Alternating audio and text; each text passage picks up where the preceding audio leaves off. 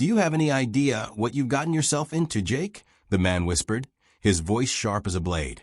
Jake's grip tightened on the folder in his hands. His heart pounded like a war drum. This wasn't just about missing money anymore. This was bigger, darker. Before he could react, the warehouse doors slammed shut behind him. A shadow moved in the corner. And then, cut to black. What had Jake stumbled into? And would he make it out alive? Stay tuned for the full story. The rain hammered down like 1,000 fists against the windshield, blurring the world outside into a mess of gray and shadow. Jake gripped the steering wheel of his beat-up taxi, the engine coughing like it might give up any second.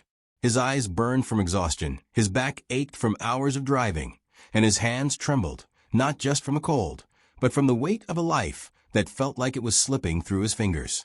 Once, he'd been someone, Jake Harper, the sharp accountant with a corner office and a future.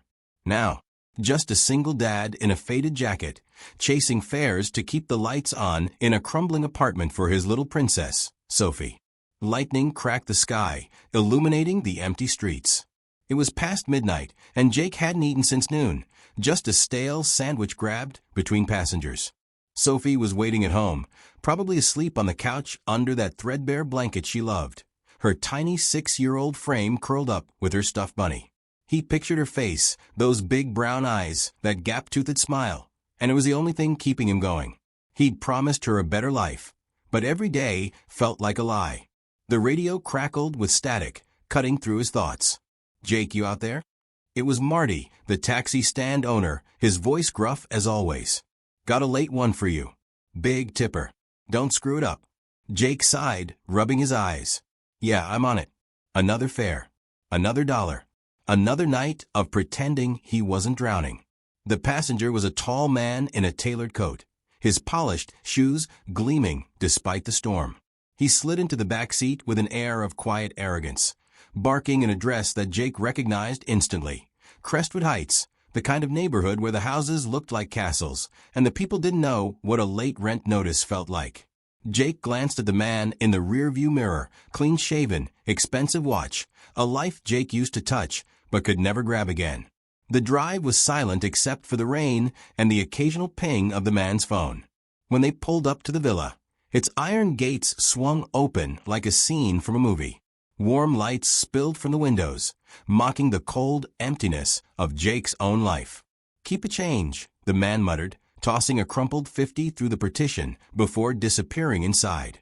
Jake stared at the bill, his stomach twisting with something bitter. Jealousy, maybe, or just exhaustion. He was about to pull away when he saw them. A woman stood shivering on the curb, her coat soaked through, clutching a little girl who couldn't have been more than 4. The child's blonde hair plastered her face, and her whimpers cut through the storm like a knife. The woman's eyes darted around, wide with panic, her arms trembling as she held her daughter close. Jake's first thought was to keep driving. He was done for the night, bone-tired, soaked, and barely holding it together.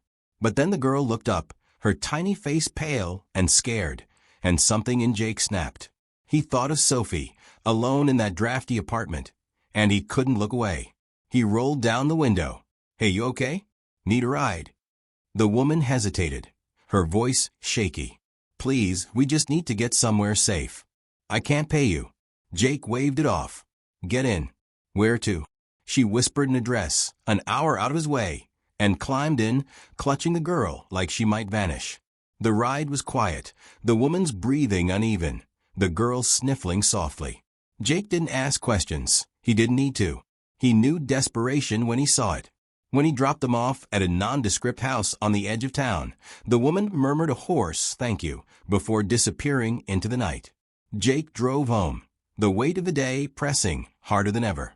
He didn't know it yet, but that moment, that small, selfless act, had just lit a fuse that would blow his life wide open. The next morning, Jake woke to Sophie's giggles as she poked his cheek. "Daddy, you're snoring again," she chirped, her bunny tucked under her arm. He forced a smile, pulling her into a hug. The apartment smelled of damp walls and burnt coffee, but Sophie's laughter made it bearable. His phone buzzed Marty. "Jake, get your ass down here. Some guy's asking for you. Sounds important." Jake frowned. Who? Hell if I know. Just move it. He kissed Sophie's forehead, left her with Mrs. Carter next door, the old lady who smelled like mothballs but adored Sophie, and headed to the stand. The rain had stopped, leaving the city slick and gleaming. When he pulled up, Marty jerked a thumb toward a sleek black car idling nearby. That's him. A man stepped out tall, broad-shouldered, with a face that could have been carved from stone. He wore a suit that probably cost more than Jake's rent for a year. You Jake Harper? He asked, his voice low and steady. Yeah. Who are you? Adam Kessler. You picked up my wife and daughter last night.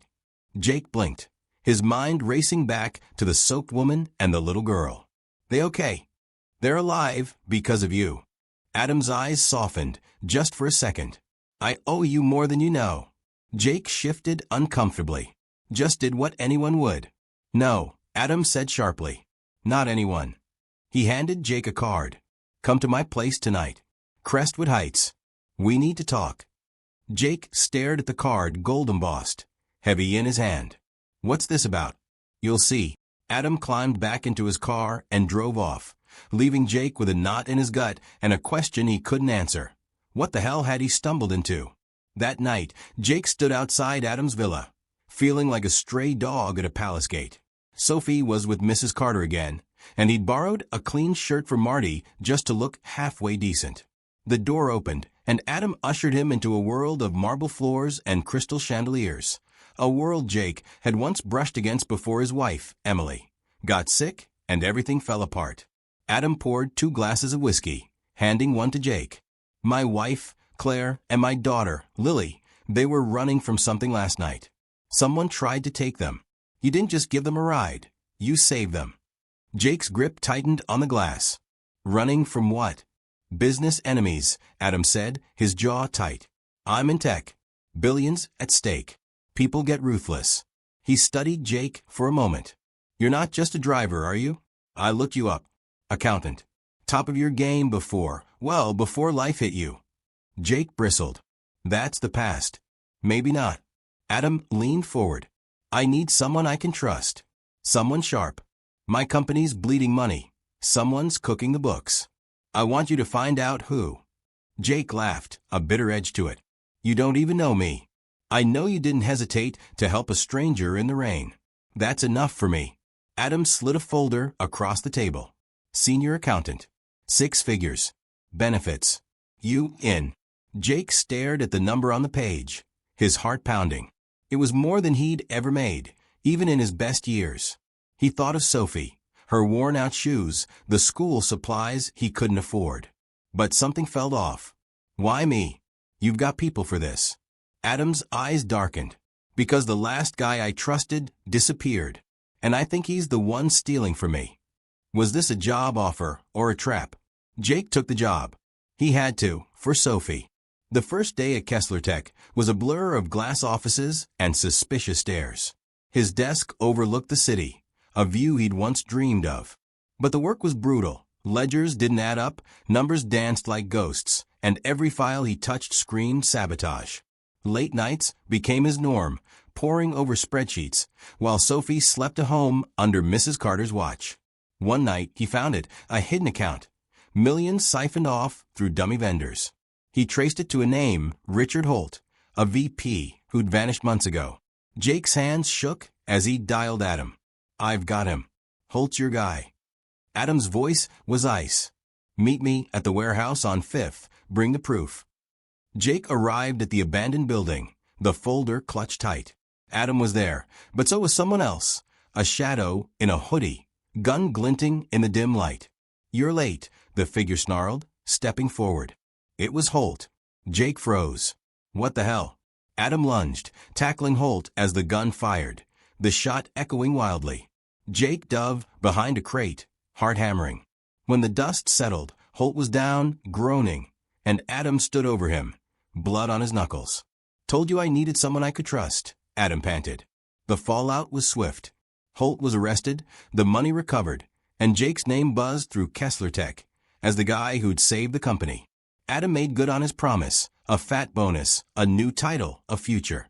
Jake moved Sophie into a bright house with a yard, bought her a dollhouse she'd eyed for months, and watched her twirl in a dress that wasn't secondhand. One night, driving home under a clear sky, Jake passed the spot where he'd seen Claire and Lily in the rain. He smiled, a quiet realization settling in. One act of kindness, one moment of choosing someone else over himself, had rewritten his story. The broken taxi driver was gone. In his place stood a man with purpose, stability, and a little princess who'd never know the dark days again.